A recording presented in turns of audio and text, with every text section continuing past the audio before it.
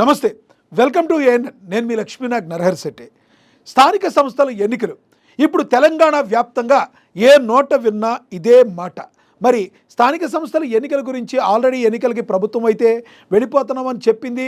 తను 2-3 అడుగులు ముందుకు వేసి ఆల్రెడీ ఎన్నికల్లో ఎవరెవరు ఉండాలో, ఎవరెవరు పోటీ చేస్తున్నారో వాళ్ళ అభ్యర్థులను ఖరారు చేసుకుంటూ కాంగ్రెస్ అయితే ముందుకు వెళుతుంది. అయితే ఈ యొక్క ఎన్నికల నిర్వహణ బీసీ రిజర్వేషన్ల చుట్టూ ఉండటం వలన ఇది అక్కడ ఆగాల్సి వచ్చింది. ఎందుకంటే రిజర్వేషన్లు పెంచుకునే ఉద్దేశం గతంలో ఉన్నవి పెంచుకుని తద్వారా ఎన్నికలకు వెళ్ళొచ్చు అని సుప్రీంకోర్టులో గతంలో ఇచ్చిన తీర్పుల్ని బేస్ చేసుకుని మరి ఇప్పుడు హైకోర్టులో తమ యొక్క వాదనలు వినిపించేందుకు కాంగ్రెస్ పార్టీ అయితే ప్రభుత్వం అయితే మరి కోర్టుకైతే వెళ్ళింది. మరి ఏం తీర్పు ఇస్తుంది కోర్టు అనేది మనం వేచి చూడాలి. అయితే తీర్పు అయితే రేపటికైతే అది వాయిదా పడింది. రేపైతే కంపల్సరీ తీర్పు వస్తుంది. 100% ఎన్నికలు జరుగుతాయి, గో హ్యాడ్ వెళ్ళిపోవచ్చు ముందుకు అన్నట్టుగా మరి కాంగ్రెస్ అయితే చెప్తుంది. కాంగ్రెస్లోని నాయకులందరూ కూడా చాలా కాన్ఫిడెంట్గా ఉన్నారు.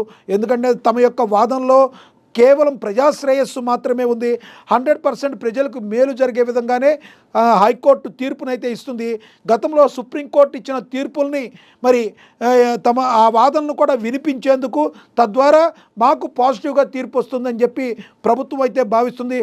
ప్రధానంగా కాంగ్రెస్ చెప్పేదానిలో మనకి జడ్పీటీసీలు, ఎంపీటీసీలు ఎన్నికలు తొందరగా చేయడం వలన తద్వారా ఏంటంటే గ్రామ స్థాయిలో డెవలప్మెంట్ అనేది జరుగుతుంది.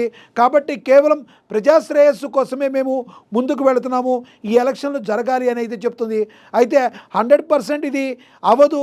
వీటికి ఎటువంటి పరిస్థితుల్లో కోర్టు అయితే బ్రేకులు వేస్తుందని చెప్పి బీఆర్ఎస్ కానీ బీజేపీ కానీ చెప్తున్నప్పటికీ కూడా 100% తీర్పు అనేది ప్రభుత్వానికి పాజిటివ్గా వస్తుందని చెప్పి కాంగ్రెస్ పార్టీ అయితే నమ్ముతుంది.